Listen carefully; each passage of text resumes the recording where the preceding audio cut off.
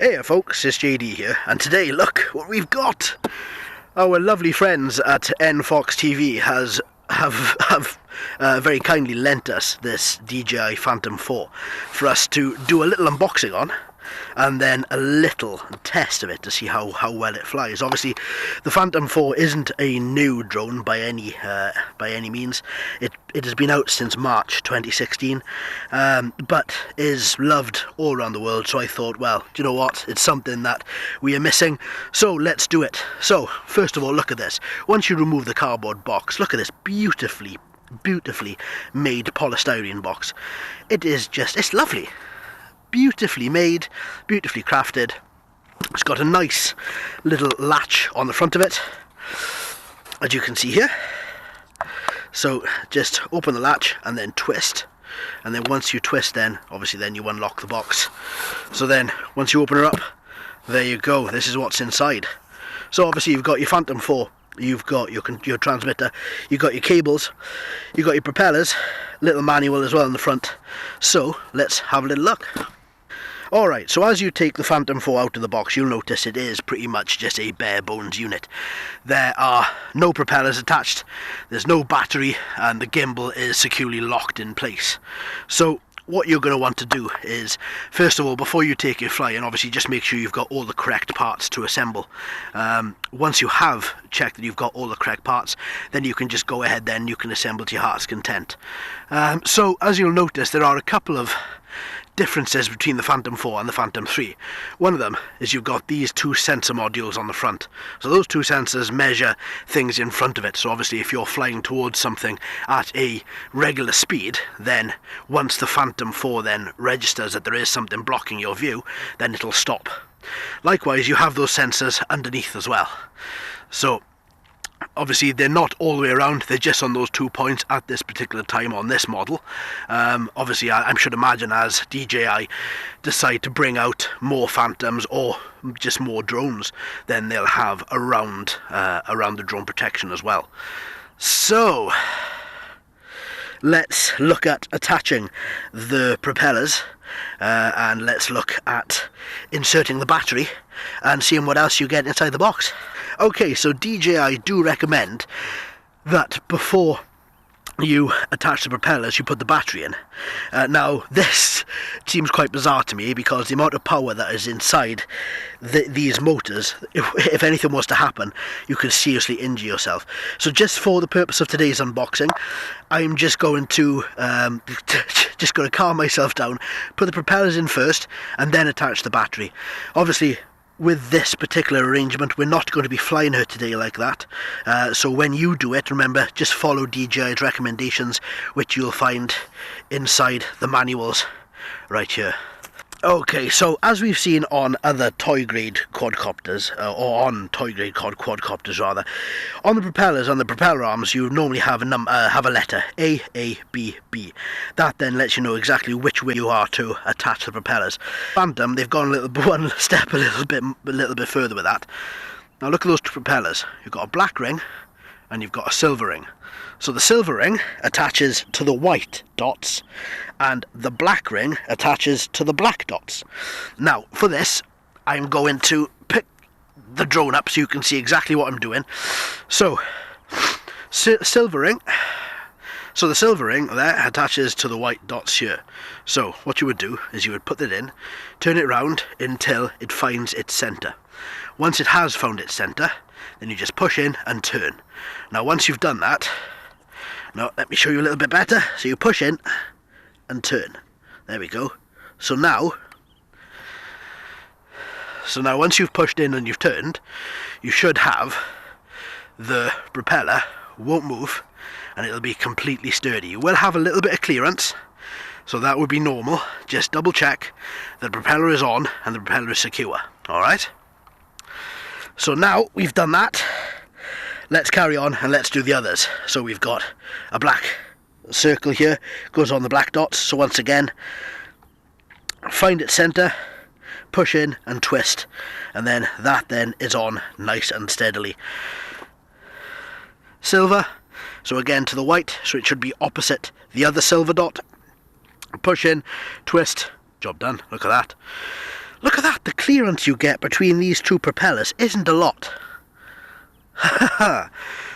Fair play. And then once again, black circle to the black dots, push in, and on you go.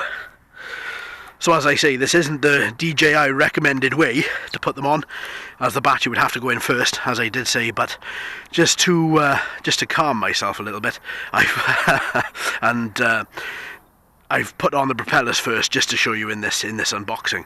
So there you have it. So you should have silver and silver, black and black. Remember, when you put on the propellers, double check to make sure the black dots are where the black circle is being fitted to, and the silver dots, the white dots are where the silver circle is being fitted to as well. So there you have it. Starting to take shape quite nicely. So there we are. So before we put the battery in, a couple more little things just to have a little look at the Phantom. Obviously micro SD card and USB port there. Micro SD has to be a particular type of class. So the one that's already in here now is a 16 gig class 10 micro SD.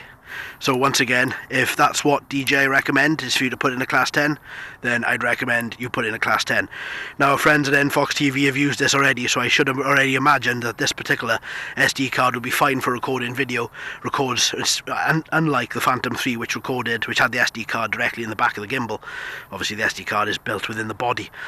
A little bit more secure, a little bit more steady. Alright then, next for the transmitter.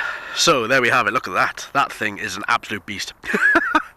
So, a couple of things about it as well. When you are flying, the manufacturers do recommend, and obviously I would listen to them, this is a very expensive quadcopter, that wherever the Phantom is, you point the flat parts of this transmitter directly at the drone. So if you're flying her directly in front of you, the configuration might be something like that.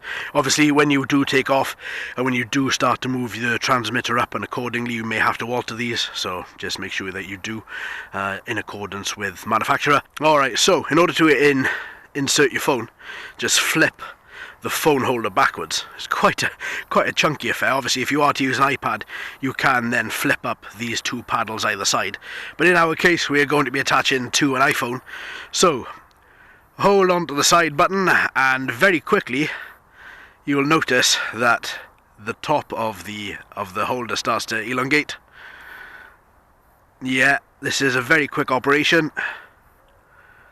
So once you've opened it as much as you possibly can, or as much as you need to for your device, then secure just by clipping her in a little bit like that.